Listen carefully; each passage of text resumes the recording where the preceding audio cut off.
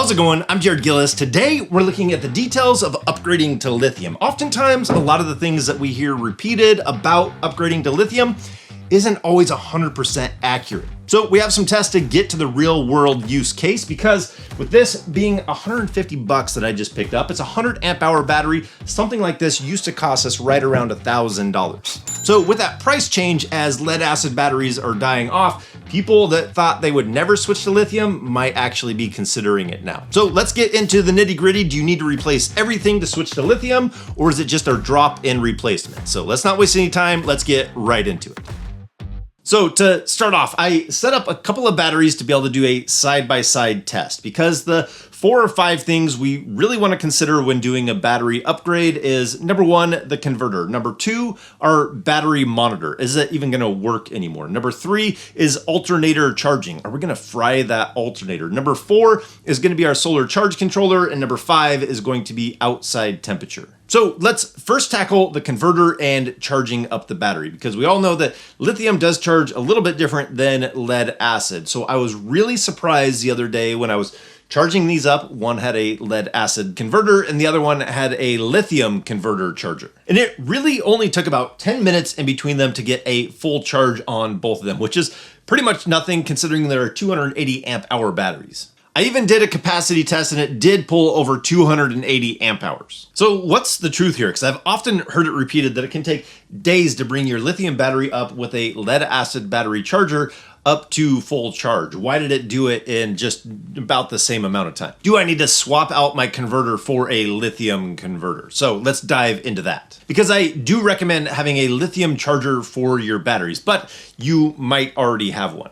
I'll show you what to look for, but my long-term recommendation is to have a lithium charger. If you're doing an inverter setup like the Multiplus that handles the charging, you wouldn't need a converter. And a lithium upgrade isn't an all or nothing. We have a moderate system on our RV, but there's also budget options. Many like to do these upgrades in stages. That way it's not a big one lump sum for an upgrade. So let me give you an example of what you would expect if you were able to get batteries and you weren't able to upgrade your charger at the very beginning. So the reason why it has a hard time with a lead acid charge control system is that it doesn't really know what to do. It's based off of voltage and can it receive a charge. It's basically the language between the battery and the converter so that it can maintain the battery and give the voltage and charging profile that it needs to. The reason why it charged it up all the way the first time is because it didn't recognize it as a severely depleted battery so that the voltage was low enough, so it put it into a boost mode. So if you look at the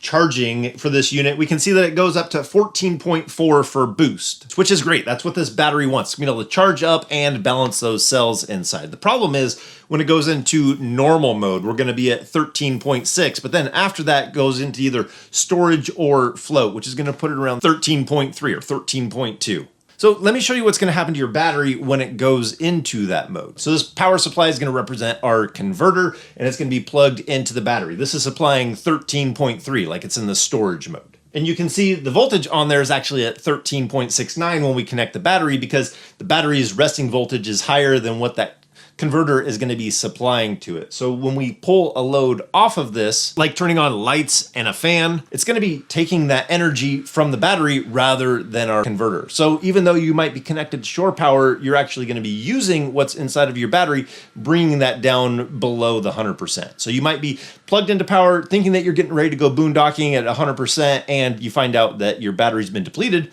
because it's pulling that power from the battery rather than your converter, which can be a problem if you're expecting a fully charged battery. The second problem is under normal circumstances for charging. Rather than a fully depleted battery, when it's normal circumstances, it's going to be charging at 13.6, not 14.4. So at 13.6, it's not going to bring it all the way up to 100%. That's where we get that 90%, typically 80, 90%. And it's not going to bring it up enough to balance the cells on the inside of that battery. The easy solution is to have a converter that has a lithium charging profile.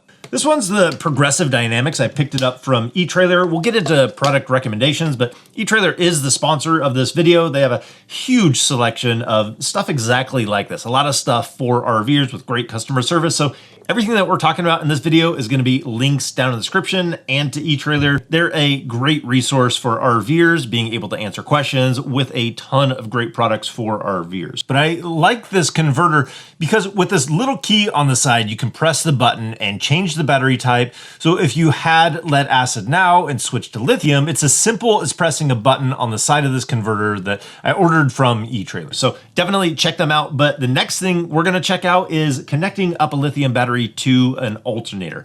Oftentimes you'll hear that it doesn't matter, or sometimes you'll hear that it'll fry your alternator, wear it out. So let's see where the truth is on that. The first of two for us to look at is the towable RV. The towable setup is different than the drivable RV. In the towable, the power from the alternator is typically protected with a fuse and wired all the way back to the 7-way connection on the truck. That delivers the power back to charge the RV batteries while connected and driving. Our test example is a halfway depleted SFK lithium battery with the cable of the same length and gauge found, just like in our fifth wheel. The results are a shocker for a lot of people. At idle, we're only seeing 2 amps get to the battery for charging, which is not much at all. Even taking it on the road to get the RPMs up and seeing a bit more voltage increase, and at the highest I saw was 2.3 volts. So in no way is this a stress on the alternator or the battery or any of the systems there. That's why I've been keeping it like that for years. No need to disconnect it in the truck. It's really not that much. I'm not really getting much benefit, but I'd rather keep that power back at the 7-way for other situations. This one's really simple. No need to change anything back there unless you're gonna try and get a more substantial charge to the back, and then there's options in order to do that. But if you're just trying to do a simple setup, no change is needed. Now, for the drivable RVs, typically the battery is going to be closer to the alternator and with a thicker gauge wire, which changes quite a few things. So that's exactly what I'm doing here to test and see exactly what that does. Okay, here we go. At flipping the switch, we hit over 100 amps and quickly drop down, but steadily climbs back up, giving it a high idle closer to what driving would be, and it's well over 100 until I back off and it drops back down but steadily comes back up. This, in my opinion, is more stress than I want to put on my alternator over time, and depending if you only had one 100 amp hour battery, typically it's going to stress that out, and the BMS is going to step in and shut everything down to protect the battery. And that brings us to a piece of advice that I hear that isn't necessarily true, and it's that the BMS handles and regulates the charging. It's not going to set up the charging profile in order to charge your battery properly. The two biggest functions of the BMS is to protect your battery and to balance the cells. It's basically like a big safety net for the battery. If there's something wrong or it needs to shut it down for safety, it will just disconnect the battery and shut it down. And when it's charged all the way up, it's going to take on the task of balance the cells on the inside. And it usually does that as a top balance. So when that battery gets full, it's going to make sure that all those cells are balanced with each other. That's why it's important for long-term to have a converter, a battery charger that's going to work for your lithium batteries, which all of that is a lot of information when you look at it. So I want to break this down to a really simple format, basic recommendations, because there's 1,000 ways you can set it up, but what is the basic way to start off? Number one, you probably guessed it, make sure you have a lithium charger, a converter that's lithium compatible. Take a look at your existing converter. It might already be one that is an auto detect, so it's going to detect if there is lithium, or you can select lithium like we did on the one that we got from eTrailer. Typically, you're going to see something with a 2-stage charging. It's going to be 14.4 for charging it up and 13.6 for float. That's kind of the general for lithium charging. So pretty simple long-term solution. Now for alternator charging, towables, you see we really didn't need to do anything. If you have a drivable one, my recommendation is to have a DC to DC charger. They're not difficult to set up, and you get to take control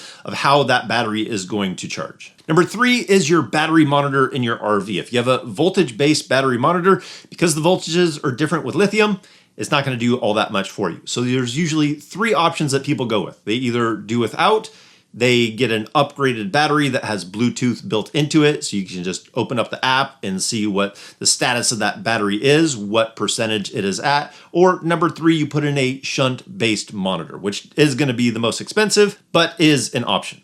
Moving on to number 4 is solar charging. MPPT solar charge controllers is what everybody has moved to and the most popular, and almost all of those are programmable for lithium. So just select the right charging profile and you're good to go. Which brings us to number 5, which is low temperature protection. I have a battery buyer's guide, and every single one on there is gonna give you low temperature charge protection. I wouldn't buy a lithium battery without low temperature charge protection.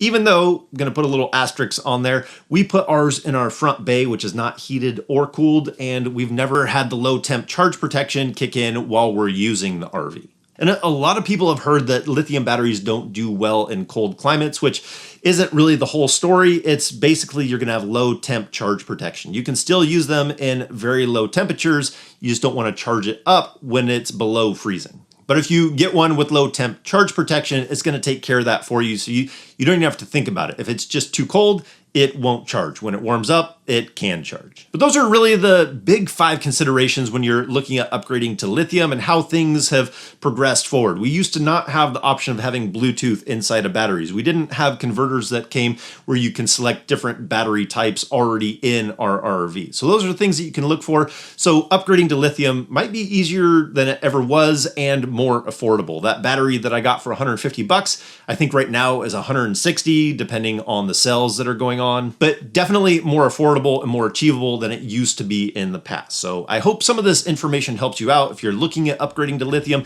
you kind of know what to expect and what to look for. So I think that's going to do it for today. I hope you guys enjoyed this video. I hope it helped you out in some way. So as always, if we don't see you on the road, hopefully we will. See you next video. Take care.